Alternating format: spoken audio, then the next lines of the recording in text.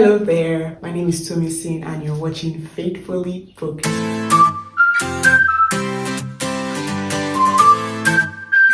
So we're here to talk about another book because that's what Faithfully Booked is all about.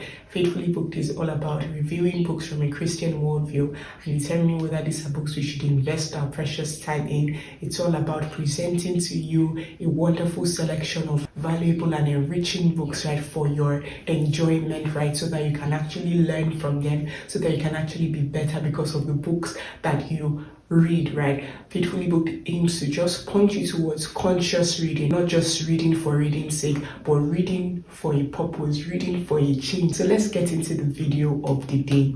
Today we're going to be talking about Half a Soul by Olivia Atwater. Half a Soul by Olivia Atwater is an historical fiction ex-fantasy book. It was really interesting. Half a Soul follows the story of Theodora Ettings. Theodora Ettings, she's commonly called Dora, right? The name they call her is Dora. It follows her story. It follows how when she was much younger and she lived with her aunt and her cousin. It follows how one day when she was running away from her aunt, just trying to escape from her aunt's demands to come and do more ladylike things, how she just runs into the wood, and in the wood she encounters a fairy. And for people who do not know who a fairy is or a fae is sort of a magical creature. Fae is not a human, is a man do magic, it cannot lie, that sort of thing. So Dora encounters this fae and then her life is transformed, just like when we encountered Jesus, right?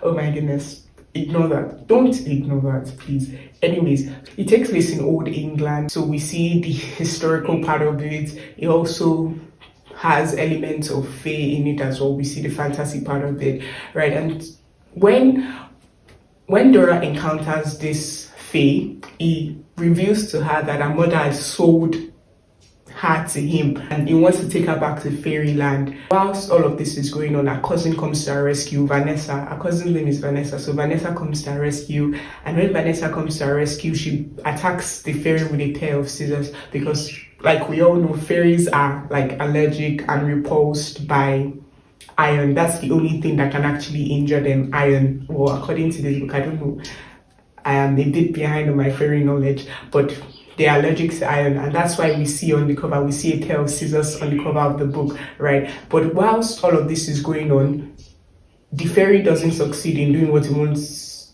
to do, right? He wants to take her back to fairyland because her mother had sold her to him, right? He doesn't succeed in doing that, but he manages to take half of her soul, which is why the name of the book is Half a Soul. So, and when he takes half of her soul, he takes half of her soul back to fairyland, and that just leaves Dora, like the normal Dora on earth, the normal Dora in England. It leaves her emotionally impaired, and because of that, she cannot feel things that people feel normally. So for instance, she knows that she's supposed to be afraid. Let's say in a situation where she's supposed to be afraid, she knows that she's supposed to be afraid and everything, but she cannot feel it like everybody else would feel it. So she cannot feel fear, right? She cannot feel normal emotions like everyone else would feel it, which is a good thing and a bad thing, right? And so whilst all of this is going on, the season draws me, and the season is basically a time where young ladies and young men will come together. You have balls, dances, just get to know each other, meet new people, okay, this is the person I'm interested in getting married to. The season, right? Balls, dances, courtship, right?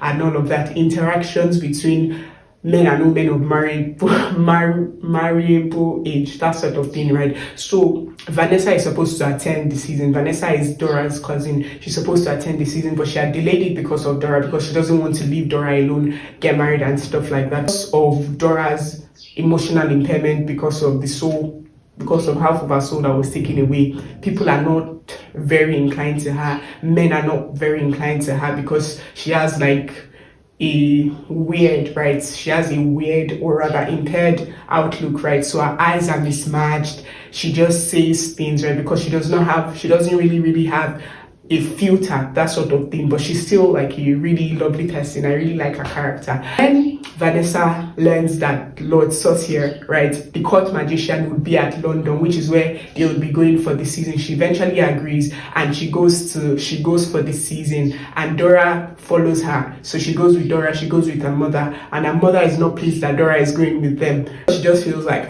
this Dora, she will just spoil things for my daughter, that sort of thing. So they attend the season, and because Vanessa is such a lovely girl, she has a lovely appearance, she has mannerisms and all of that, she quickly attracts a lot of people and all of that, while Dora encounters Lord Saucier the magician, and she also encounters Albert Lau. So Albert Lau is a physician, and because she encounters Albert Lau, she gets invited to a dance, right, by Albert Lau. Albert Lau is a physician and is the fourth son of Lady and Lord Carraway, a viscount and a viscountess, and so they get invited to a ball. So it's actually at this ball that Vanessa actually reaches out to Lord Saucier, and she explains Dora's predicament to him, and she's like, oh please, this is what happened, the fairy did this, took half of her soul, that sort of thing. Explains her predicament to Lord Saucier, and Lord Saucier actually takes an interest in the case and says, okay, I'll help you, that sort of thing. And so as Lord Saucier is trying to just get more about this case, trying to help Dora with her predicament, he's also trying to tackle a sleeping plague that has been affecting children in London, right? So a sleeping plague has been affecting children in workhouses in London. So at that time, in this book, right, we see that there are workhouses where people live in like really, really bad conditions, right? Majority of them have bad management, poor living conditions, that sort of thing. And Lord Saucier is trying to tackle all these two things, and all these situations just draw Dora and Lord Saucier closer to one another. So they get closer and closer, and we see Lord Saucier as is not necessarily a very well-mannered person. He's not very well-mannered. He doesn't really like the aristocrats and the rich people of London, of England, because he has realized that, they're actually part of the problem, so he doesn't really like them and all of that. So whilst all of this is going on, and Lord Saucier is trying to find out, okay, what actually is causing the sleeping plague, because children will just like sleep and not wake up. He tries all his magic, but they are not waking up and all of that. So he's trying to figure out, okay, what is actually causing all of this. And in that process, Dora gets transported to fairyland, and she ends up in the hands of the fairy that attacked her when she was younger, right? I wanted to take her back to fairyland when she was younger. His name is Lord Hollowville. So she gets into the hands of Lord Hollowville, and so when she gets to fairyland, she meets the other half of her soul. She goes by Theodora. She's the more emotional part of her, the more passionate part of her, whereas Dora is, subdued. Dora is emotionless and all of that. So she meets Theodora, and Dora just tries to get out of fairyland. She has to get out of fairyland, and whilst Dora is in fairyland and all of that, we see Lord Saucier in normal England blaming himself for what happened, because he appears that she has also fallen under the sleeping plague, but we know that she's in fairyland, and we just get to discover that, this is what has been happening to the children. They have been transported to fairyland. It's not that they necessarily fell into a sleeping plague, right, but they had been transported to fairyland, and we find out that Lord Hollowville was actually the one that was responsible for the sleeping plague. And we see Lord Saucier coming to fairyland, coming to Dora's rescue, and we just get to see and get to explore whether or not Lord Hollowville will be defeated. We get to see whether Dora and Theodora will be united into one, whether Dora will get the other half of her soul back and she'll finally become a normal person. We even get to see whether or not they will make it out of fairyland. And so this is what Half His Soul just covers. This was a really interesting book. I loved reading it. I loved the plot. It was well written. It was well paced, right? I loved the characters as well. I really liked the character of Dora. I loved her nature, her emotionless nature. I really liked Dora.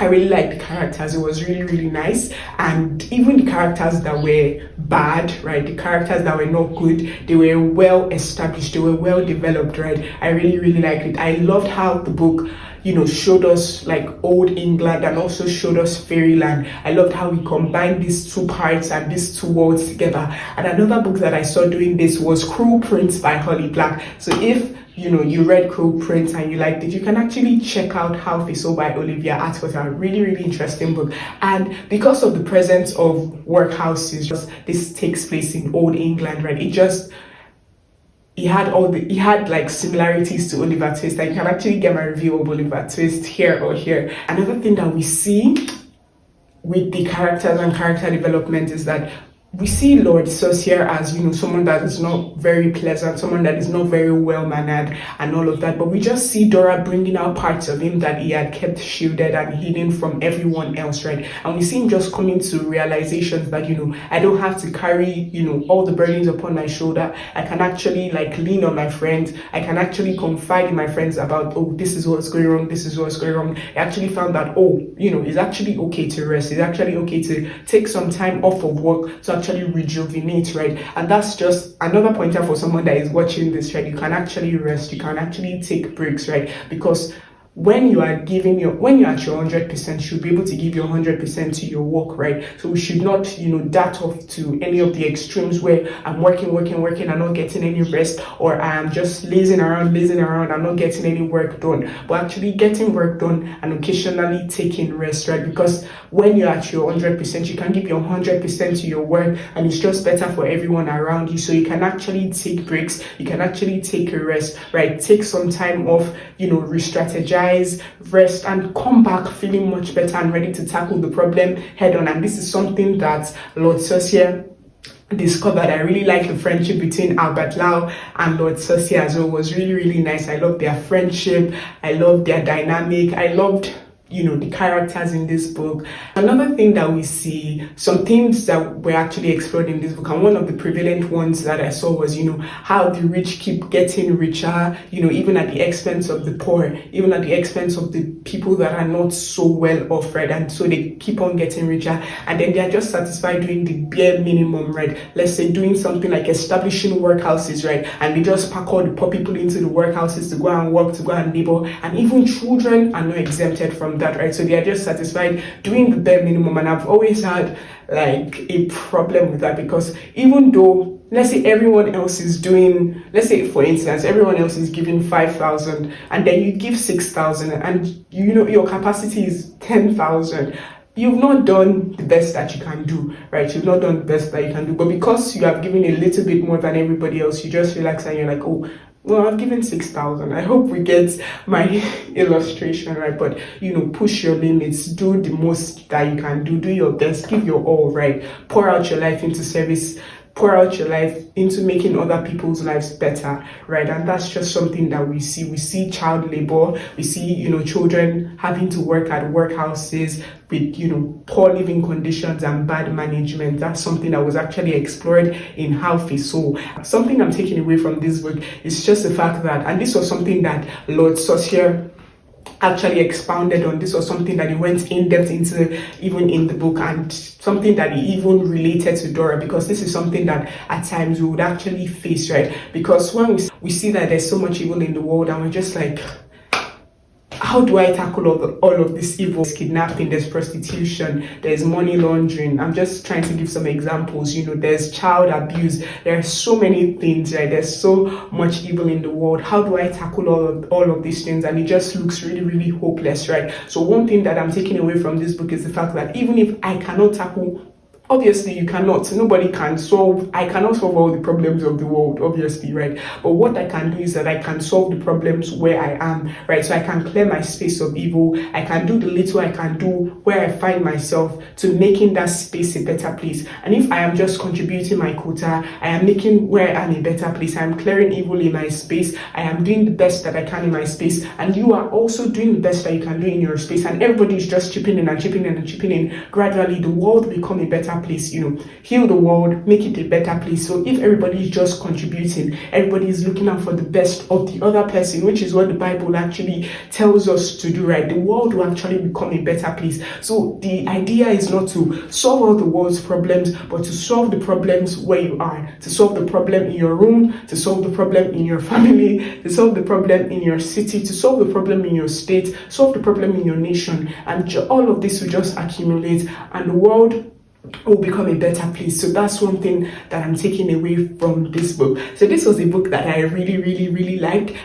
There was romance in this book, right? But there was no spice, which is the absolute best, right? There was romance, which was predictable, but it was still cute, right? Between Lord Saucier and Dora, and I enjoyed reading it. It was well paced, right? It was well paced. It was well written. I really enjoyed the book from start to the finish. It's just about 19 chapters, and I feel as though maybe it's because I'm not so familiar with the concept of epilogues, right? Maybe in the books I've been reading, they are not really epilogues. How epilogues are written, I really don't know, but it just felt as though in the epilogue they just included a whole lot of details, right? Like, oh, this happened, this happened, this happened, this happened, when, you know, these things could have been spaced out, but I really don't know. Maybe that's how epilogues are fashioned. Just tell me about it. So Half a Soul by Olivia Atwater, I totally enjoyed reading it, and you should definitely pick it up. So let me know in the comment section if you'll be picking up Half a Soul by Olivia Atwater. What do you think about this review? What do you think about the book? Have you read the book? Are you going to read the book? And thank you for watching, and see you next week by God's grace.